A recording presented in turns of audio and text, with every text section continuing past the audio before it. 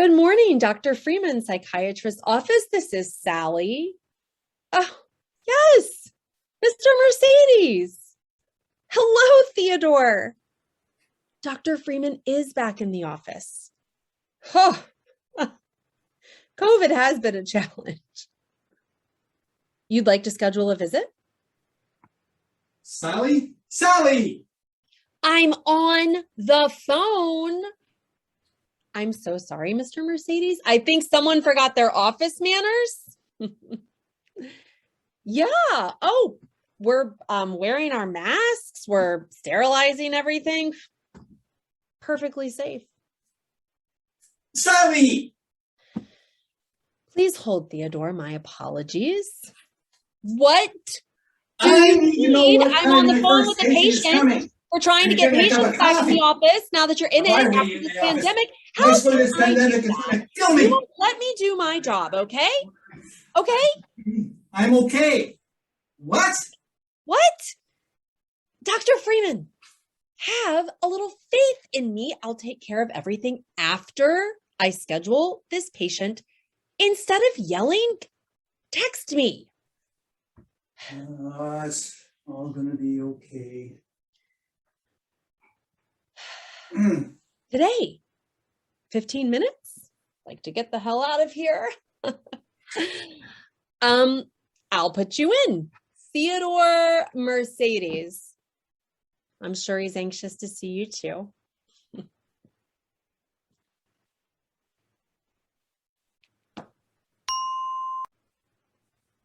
Why are you sending me texts? Whose idea was it to come back to the office? Yours. So you need to let me do my job or close the office.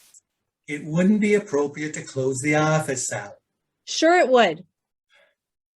I understand that after working from home this past year, it can feel difficult to be here for both of us. But it wasn't my idea. And Mrs. Freeman, she agreed it was for the best. After a year at home with you, I bet she did. That's not funny, Sally. Sorry. Not sorry. I understand that you need to ease into this change. But I need to point out that in the office, you need to keep this professional. Look, Mel, we've worked together for 22 years. 22? You don't have to say it like that. Like what? Like an ex-husband. Well, I am your ex-husband. You don't have to remind me. I have always acted professionally in the office, even through our divorce, but I haven't for 1 second missed being in here for the past year, and I don't want to be here now. Why? COVID. I understand your concern, Sally. But wife number 2 wanted you to come back to work to get you out from under. It was the insurance companies that wanted us back in the office. They feel that psychiatric sessions on Zoom aren't productive enough. So we're here. We've got good ventilation, masks, bleach. We're perfectly safe. Did you just hear yourself? And the vaccines. It's what the CDC's research has recommended. The research. Oh, we don't need a mask. No, we do. The vaccine was 2 shots. Nope, 1, nope, 3. I'm only in here because no one else would put up with you. Well, don't look at me like that. Well, like what? Like you're going in for the psychiatric kill, just like when we were married. You need to book an hour for yourself this afternoon. Oh, I will not. We're both crazy for being back in here. I appreciate you sharing how you feel, Sally. And we'll get through this. We have to. Patients have been through a lot this year. They've been through a lot. Please. The ones who Zoomed their appointments could have just done what everyone else did during the pandemic. And what's that, Sally? Eat, binge Netflix, try not to kill anyone else in the house. Everyone has faced exceptional challenges during the pandemic that are stressful, overwhelming, with no tools, to cope. It's a pandemic. There are no tools. Well, I must say it's been very enlightening to have sessions with my patients on Zoom. It's rather like seeing animals in their natural habitat. Did you just compare your patients to animals? No. But I've never had access to, what goes on in their homes. You better put on your safari hat. Your first patient is coming in 10 minutes. Oh, it'll be your only patient. Only one patient? We came into the office for one patient. I know. I had to get out of my PJs, let alone having to put on a bra and makeup for the first time in a year. Sally. Mel, you've seen me naked. What happened to professionalism? Yeah. What about it? Stop staring at my... I wasn't staring. So why do we have only one patient? I guess your patients don't want to be indoors. The animals prefer to stay in their natural habitats during a pandemic. Stop. I did not compare my patients to animals. Yes, you did. So, what animal do you think I am? Oh, I'm not going to respond to your inappropriate question. What animal? A walrus. What? I told you it was an inappropriate question. How am I a walrus? A walrus is fat with big teeth, whiskers. They are called tusks. Walruses are very sociable and prone to loud bellowing. Is that an insult or a compliment? She's okay. We're okay. A walrus? You know what you are? You know what you are?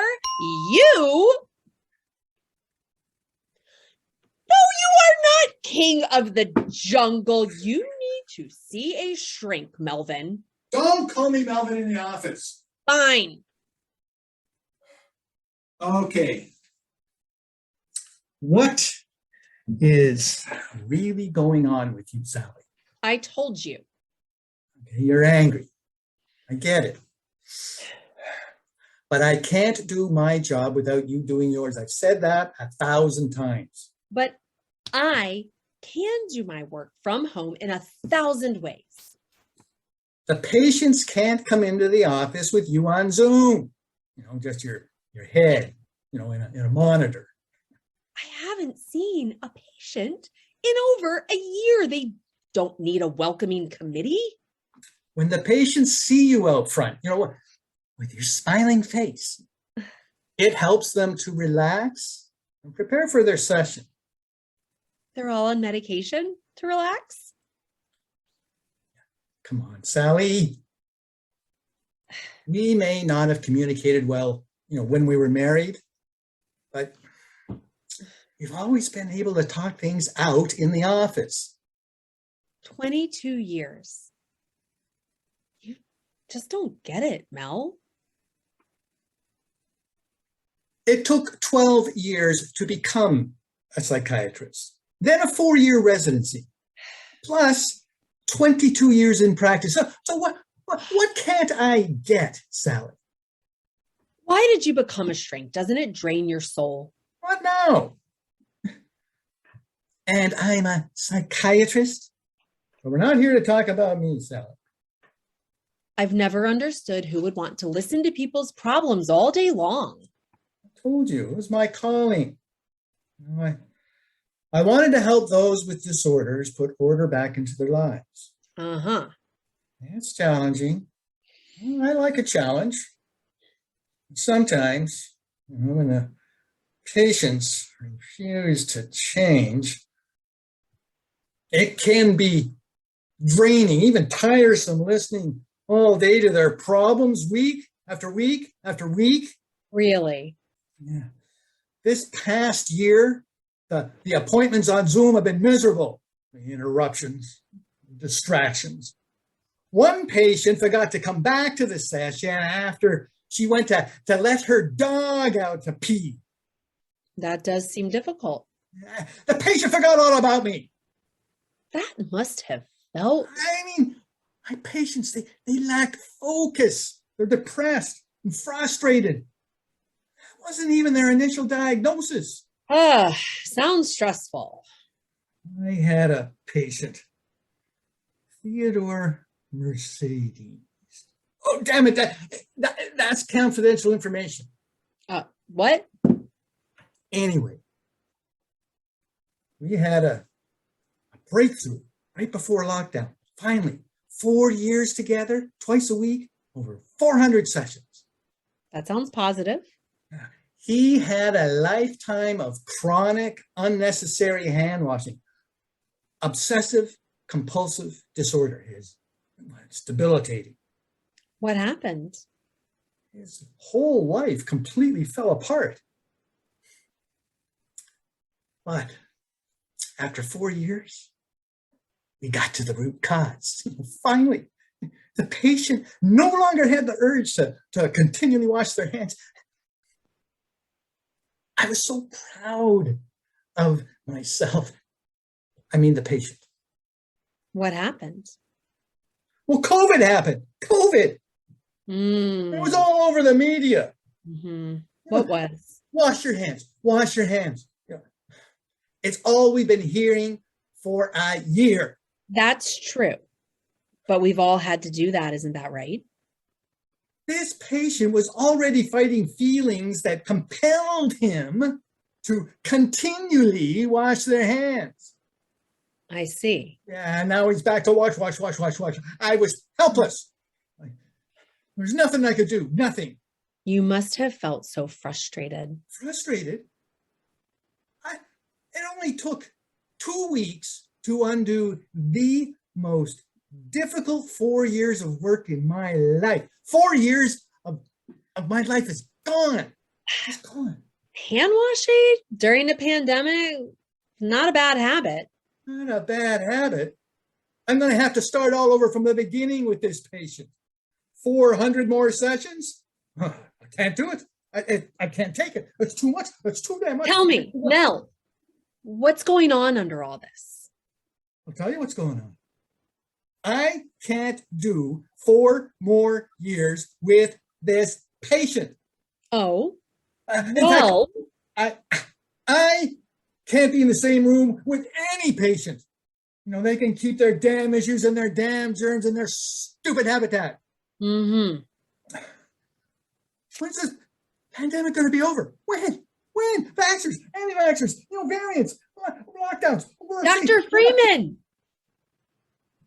I'm going to die in this office. You're going to find my rotting corpse sitting in my chair, my pen still in my fingers. Mel. I'm not going to lose my life because the insurance companies want me to come back into the office. I want control of my life. I want my life back. Fear of being in the same room with patients is completely natural. They could kill you just by breathing near you, but we have good ventilation, masks, bleach. You said so yourself. Breathe. Breathing. It's a wonderful tool to help you cope. Just make sure it's through a mask, of course. That's right, Mel. Good. Well, that patient you have today will be here shortly.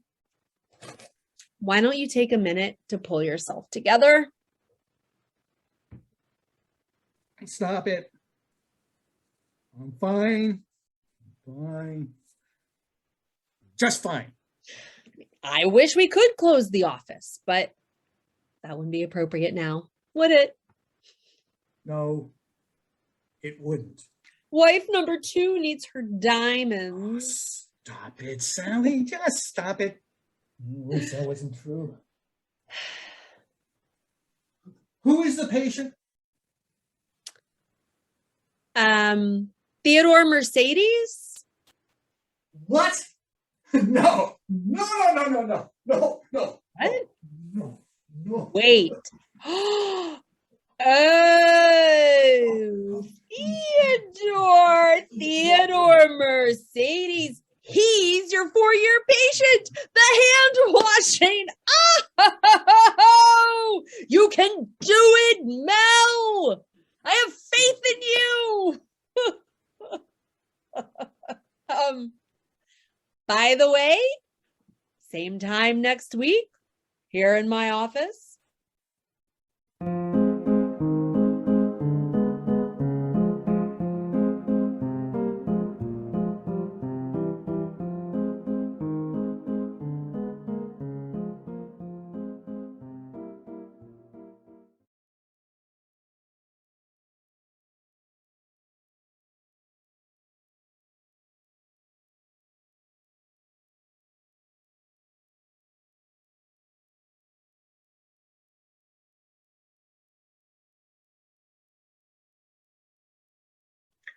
I hope you're hungry, Magpie.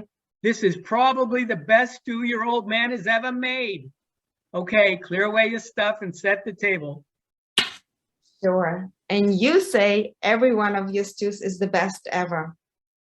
And well, maybe they all are. I'm starved today. You know, the class was grueling. We started talking about drugs and incarceration, and it got really heated. You know, there are a lot of cops in my class. They're so young, but they remind me of you when I was little. So idealistic, so convinced they're right. And they sure had a lot to say on the topic. You know, the situation is such a mess. Well, yeah, I imagine they did have a lot to say because they see it. It's all the damn drugs and the damn dealers and the crackheads. If the lawyers let us do our job, we'd have cleaned up that mess by now. Well, yes, some of them said that, but some of us believe that, and we said that the enforcement of those laws is unfair. Like there is white drug laws and black drug laws. So don't you think that there is something wrong with how many people of color are in prisons? It just seems so unfair and lopsided. Well, it is lopsided. Their neighborhoods are all about drugs and gangs. If these people would stop with the crack and get a job, shit, then they wouldn't wind up in jail. I just think it's way more complicated than that. Come on, let's eat. How's it going with Tom, Ted, that kid from your class you were dating? Is it still going strong? And by strong, I don't mean too strong. Daddy, you know his name is Ted. It's fine, I guess. It's just so, I don't know, straight. Come on, isn't that the way you like him? Straight? You know what I mean. He's just pretty closed off and not so easy with his emotions. And I'm also not sure we agree politically about things. So I just don't know. You know, Mags, and don't take this the wrong way. You're not getting any younger. Your mom married me when she was 18. You're almost 30. Isn't it about time to plan for the future? Plan for the future? You don't call getting an MA in criminology planning for the future? Seems like you would like nothing more than for me to be like mom. Just sit home, raise babies. I'm sorry for saying that, Dad, but we've been over this ground. Please, let's not do this again. I just want to do something with my life, you know, something meaningful.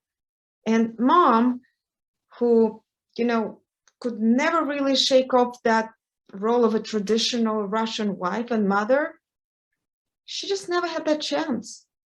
She did exactly what she wanted to do. And you and your brothers got all the benefits. Okay, Dad. Okay, like I said, let's not do this again. Ted and I are pretty serious, but we're definitely not ready for the next big step. I'm sorry too, Magpie. I just want you to be happy and not be left alone like you? Is that what you were going to say? well, yes. But I only meant it in the sense of not having someone for your whole life. Mags, I don't know what I would have done without you since your mom passed. I just don't know. It still hits me every day. And I sure went off the rails with the drinking and all. Without you, I don't know where I'd be. Well, I don't know what I would have done without you, Dad. Or you still?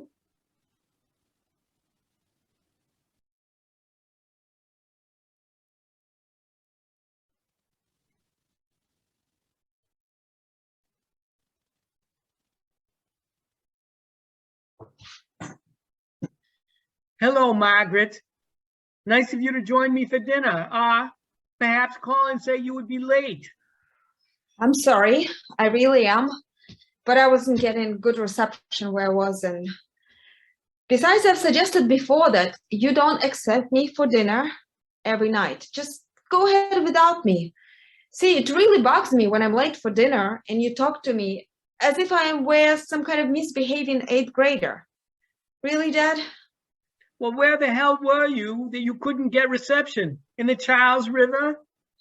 Well, how did you know? It was kind of cold and not so clean.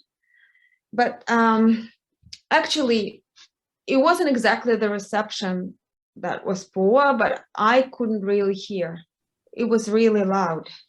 What? Were you at a rock concert? Come on, Maggie, just tell me where you were. Okay, I'll tell you, but don't get mad. I was at a rally to protest the murder of George Floyd. A rally that I had every right to be. See, I just knew you were going to get mad. I sure as hell am mad. Not calling is one thing, but going to some god-awful place that is dangerous is another. Don't you know those protests are organized by thugs who want to destroy their own neighborhoods and take the cities along with them? How could you be so stupid, Margaret? I don't know, Dad, but maybe I come by it genetically. And I don't mean Mom. Listen to me. I have to do what is important to me. And going to this rally was important because I believe what is happening and what has happened to Black people in Minneapolis, Boston, Chicago, and well, everywhere is appalling. And I had to get out there and show some support for the people who are trying to make things better. And who the hell would that be? Well, the Black Lives Matter movement. They're raising questions about the nature of policing in this country and how we can change it to stop killing people. Black Lives Matter? Black Lives Matter? Those are the very thugs I'm talking about. They would, what's the ridiculous phrase? Defund the police? Defund the police. So great. Get rid of me and all cops. And so it's every citizen for himself? So they can run roughshod over all of us? Jesus, Maggie. Look, Dad, I'll grant you that it isn't the best phrase to use. But all it means actually is just more accountability, more transparency, and not asking police to do everything, most of which they aren't trained for. That's a lot. And the more I listen, the more I realize that these policy suggestions, they are not anti-cop, they're pro-cop.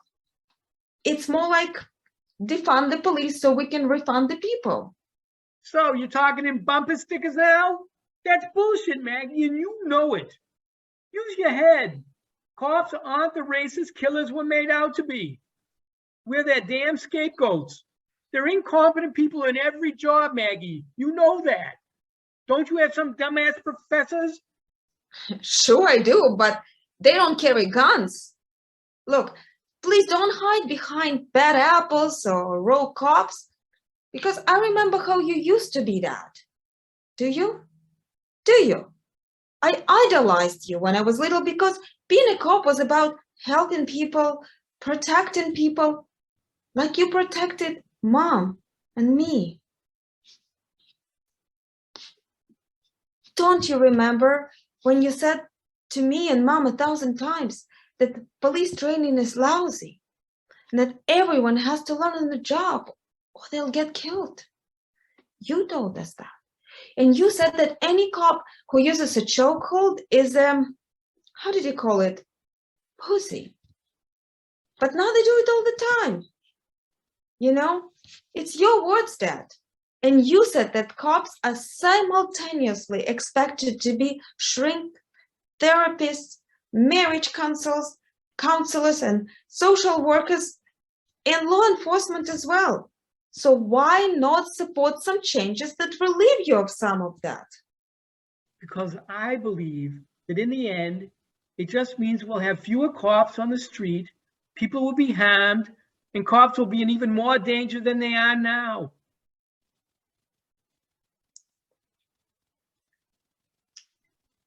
Look, Mom used to talk about it too, and she said that there is no cop, including you, who isn't frightened every time they go out there. Mom said that. And so I think that must mean that every encounter doesn't just mean risky to cops, but dangerous. What was that rule about risk versus threat? That force should only be deployed when there's a clear threat to the officer. But what you civilians never understand is that in the heat of the moment, you can never tell the difference. So we have to presume a threat even when those fucking body cams later suggest something different. Sorry, I'm just not buying it. And there is one more thing, and you're going to get mad, but I had to get it out of me and say it. What? Go ahead.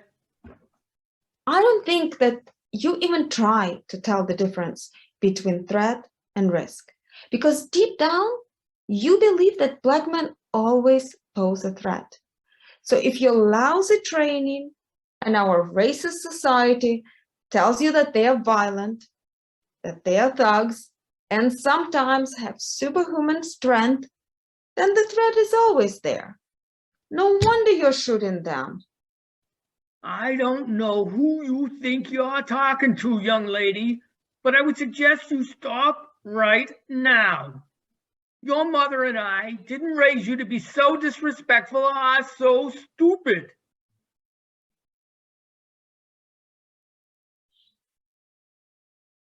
I'm out of here.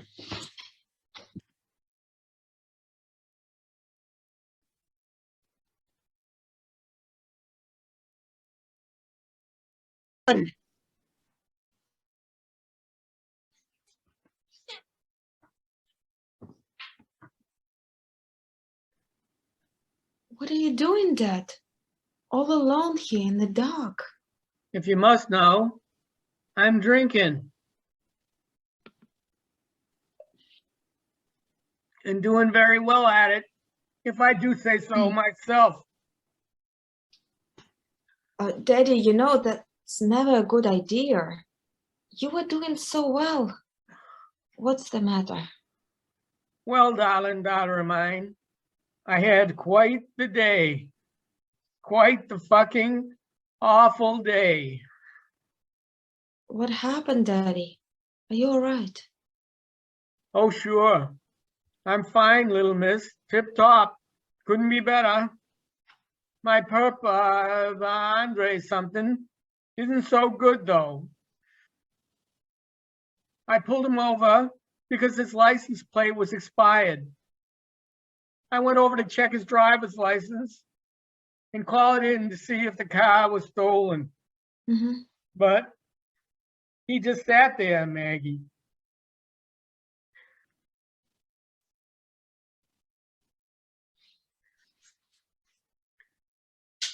He just sat there with his hands on the wheel. He never even looked at me. He just sat there. He didn't respond when I spoke to him or when I opened the car door. He just sat there weirdest thing I ever saw. I pulled out my taser because I was starting to think he was nuts or something. Mhm. And he reaches across to the glove box. At that point, I knew he was going for a gun. I thought to myself, that's why he was so quiet. He was making up his mind. So I yelled for him to stop. Then I tasered him. Maggie. I swear it wasn't longer than 10 or 15 seconds. But he just went out. And he stopped breathing. So I called for backup and an ambulance. I dragged him out of the car and started CPR. I almost threw up, but I did get him breathing again. So he dropped the gun? No, it was his driver's license. His fucking driver's license. All he had to do was tell me. Just tell me. Why didn't he just tell me? Maybe he was afraid that. After all, you Let me finish. Now he's in the ICU, unconscious, with some kind of heart problem, and I've been suspended pending an investigation. No. So, Mags, let me ask you this. You plan to go to protest your father? Well, do you? I'm going to ignore this question. Let me just get you some coffee, okay? Just give me a second.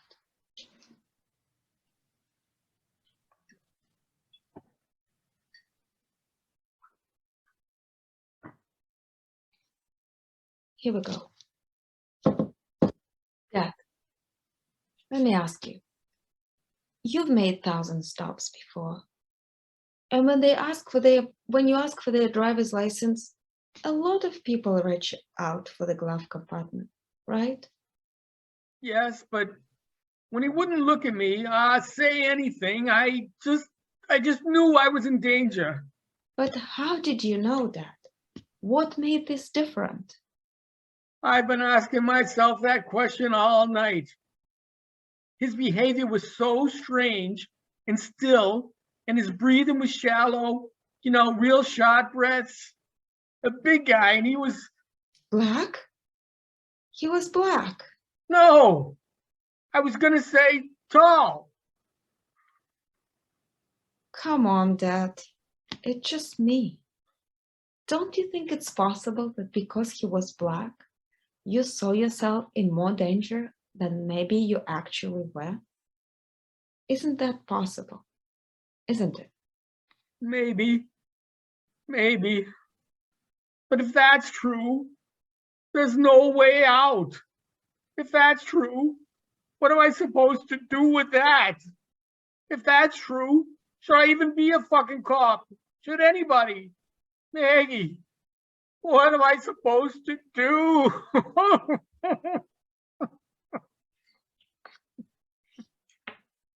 I don't know. But I know there are answers out there.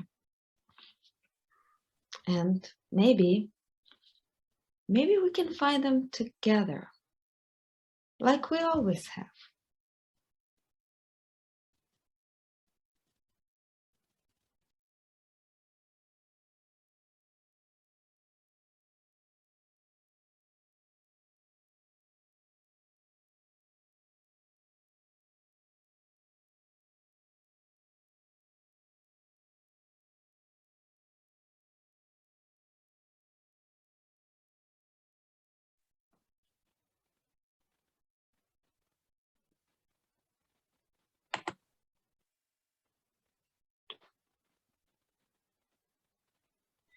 If you would have told me when I was your age that this would be an acceptable substitution for in-person contact, I never would have believed it.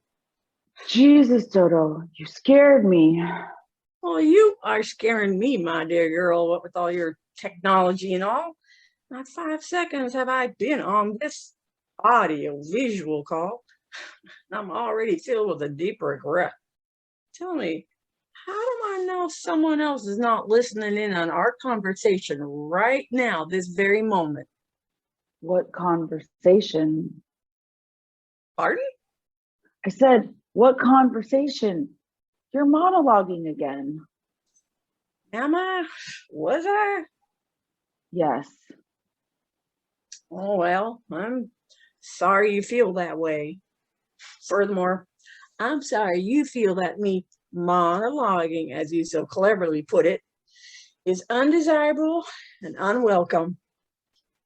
One does love to hear herself talk, but seldom does it occur to her that others may not be so enthusiastic about her verbosity.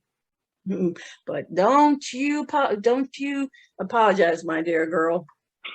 Silence is equally respected, if not more respected, as long as you're in my vicinity.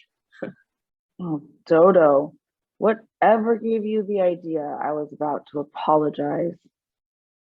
Were you not? Were you not about to apologize? I don't know. I was thinking about it. Well, I'll spare you the thought. I've dismissed your apology if you were to decide that way. And if you were to decide the other way, pretend I said nothing at all. Deal. Good. It's settled then. What were we talking about? Technology? Oh, yes, a gift from the devil himself. That's an oxycontin. Pardon? Oxymoron, sorry. Oxycontin is what my sister OD'd on last spring. I get the two confused. What? Your sister? Oh, she's fine. They brought her back to life. Not that I really believe she was dead anyway, but you know. Do I? Do you what? Do I know? Know what? What do I know? I don't know. Surely I must know a lot. A whole lot. As a matter of fact, I must know more than you. Hey, I'm older and therefore wiser, my dear girl. That's just plain and simple logic. So simple, even you could know it. don't insult my intelligence like that. I taught you how to use the computer. Yeah, but for your generation, technological knowledge is nearly instinctual, like blinking or breathing. You were born with a tablet in your hand, were you not? Well, you're right. Being tech savvy is the means to survival nowadays. So just think, if it wasn't for me showing you how to open up a new browser window or how to text, then you'd probably be dead. My dear girl, Satan must have possessed you for you to say such a thing. It's true. He's in the bandwidth. I sold him my soul when I became a slave to technology. What did you get out of it? Life's not about getting, Dodo.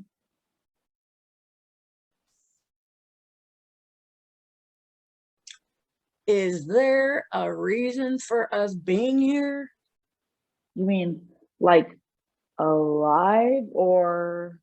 I mean, here, right now, in this moment, me looking at you through a screen, pretending to read a book I know you're not actually reading. What the hell do you know? Pardon? Tell me everything you know right here, right now. Pardon? Go. Oh, okay. Let's see. Everything I know. You claim to know more than me, so this should be a nice long list. Okay. First thing I know, I was born. And Do you know then when you were born? October 27th, 1961, Do you know where you were born? Bismarck, North Dakota. Do you know how many siblings you have? I have 2 siblings, Do you know their names? Lily and Alexander. Do you know your name? My name is Dorothy, Dodo for short. Do you know where you're at, Dodo? Why, I'm in my home. Do you know where I'm at? You're in your home. And how do you know that? Well, Don't I- falter now. I just know, I just do. I've been where you're at, and from what I remember, it looks exactly like what's behind you. Hmm. Okay. What else do you know? I know the sky is blue. I know that water is wet, and water's also blue. No, it's not. It's clear. The ocean is blue. We're not talking about the ocean. We're talking about water, which is clear, despite what you just said about it being blue. The ocean is water. Water makes up the ocean. And water is clear, which means the ocean is clear. That's just plain and simple logic, my dear girl. So simple, even you could know it, but you don't. I never claimed to know it. What? I never claimed to know the ocean is clear or that water is clear. In fact, I never even claimed to know that water is blue, which was the statement that started this whole exchange. And that's all it was, the statement. I simply stated water is blue without an I know that to proceed or follow. I simply meant water is blue as a statement, not as a claimed bit of knowledge. No. Don't be so smart. Forget it. You win. What do I get for winning? Life's not about getting, Dodo. You should know that, shouldn't you? Would you care to know what else I know? No. I have my doubts that you are actually reading that book, but if you are, is it good?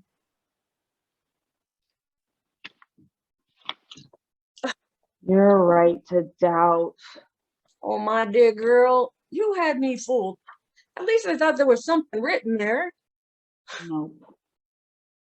Well, what do you call yourself doing then? I want to write one of these. A book? But I'm still in the very infantile stages of my creative life, so I haven't gotten far.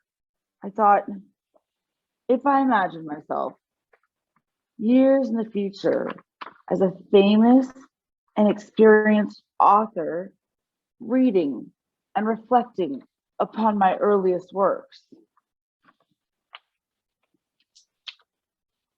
Then what? No, then, just if. Well, the way you set up that sentence was grammatically incorrect. Then, And you would know, because you know everything.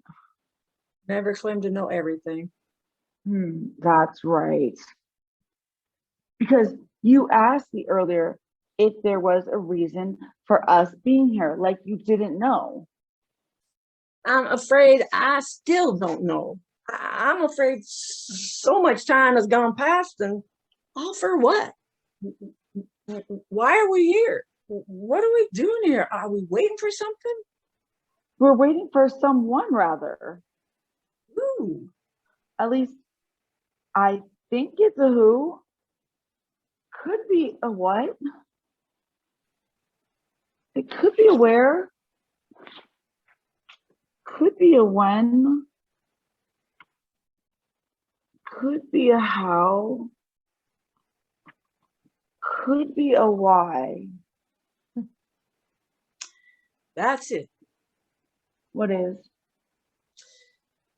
We are waiting for a why. Why are we waiting for a why? I asked you if there's a reason for us being here. You didn't know, nor do I. Therefore, we are waiting for a why, as in, why are we here? That makes sense. Doesn't it just? We're waiting for a because, not a why. How do you mean? Why is the question, because is the answer. We have the why. Why is the reason why we don't have? No. Why is the request to have the reason. Is the request to know it. Why is independent.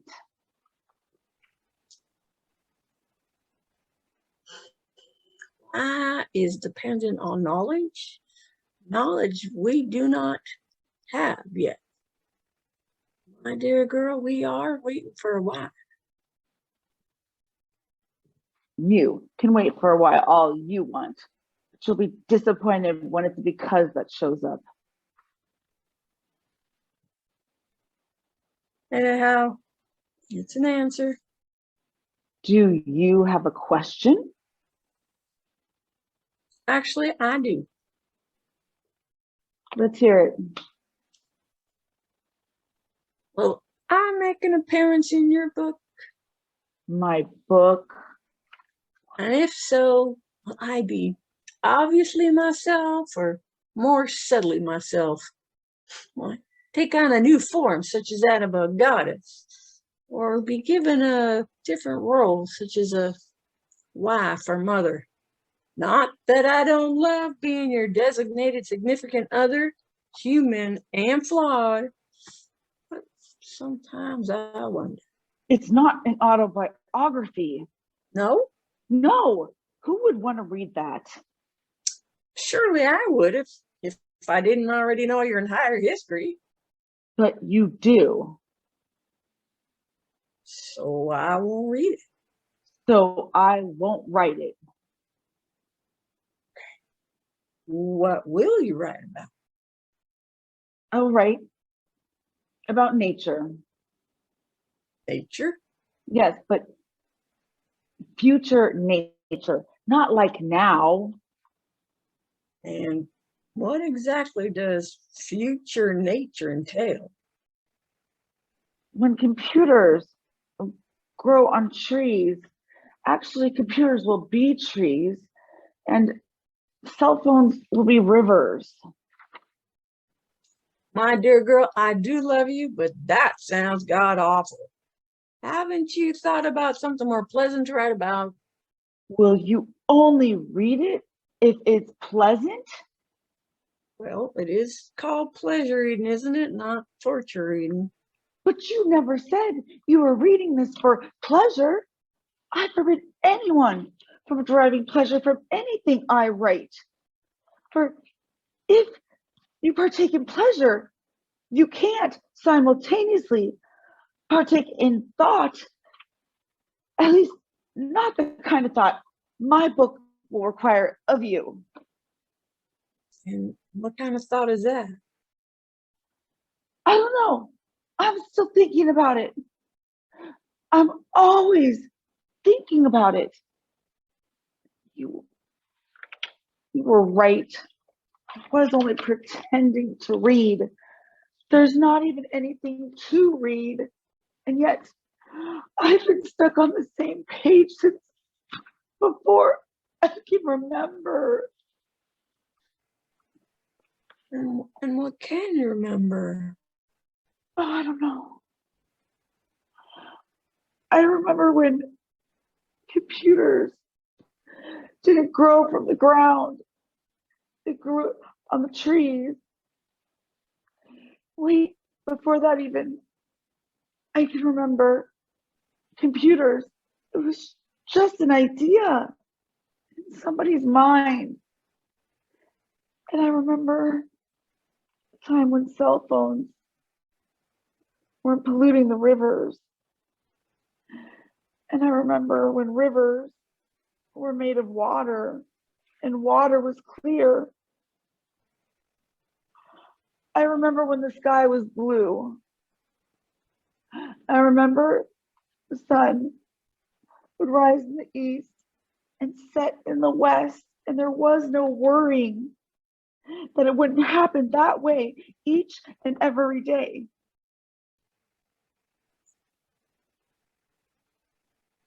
I remember I was born June 28th, 1997 in San Francisco, California.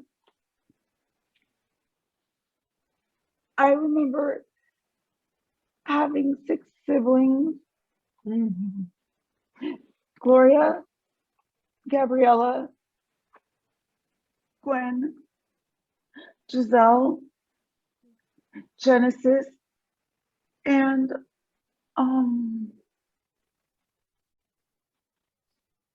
Come on, you remember. Grace. I remember my sister Grace. And do you remember your name? Yes. It's Gianna, Gigi for short.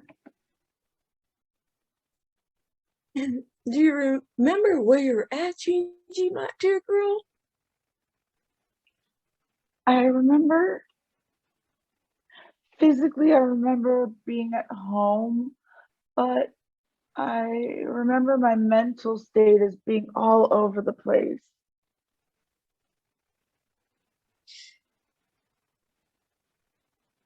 Do you remember why we're here?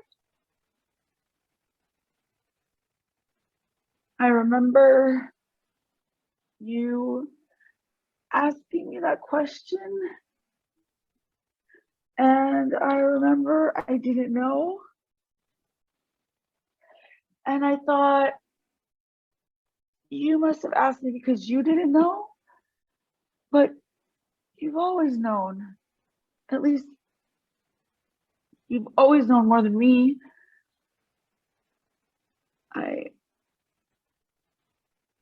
I remember the past, but I also somehow remember the future. Or maybe I can see the future and it just feels like I'm remembering. Either way, I remember being able to change the trajectory of my life and of the world because I wrote about the future.